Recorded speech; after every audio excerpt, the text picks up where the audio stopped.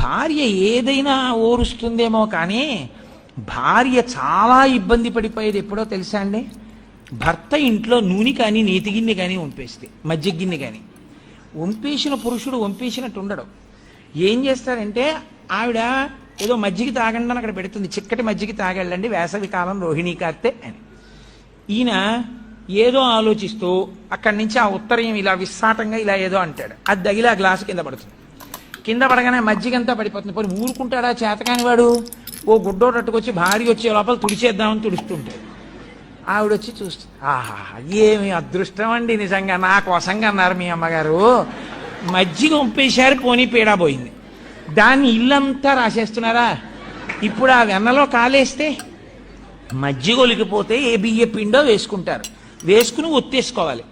నూనె ఒలికిపోయినా అంతే, నెయ్యి ఒలికిపోయినా అంతేగాని దాన్ని నేల నిండా రాస్తే ఓ నీటి చుక్క పడితే కాలు ఇక్కడ వేస్తే అక్కడికి వెళ్తాయి.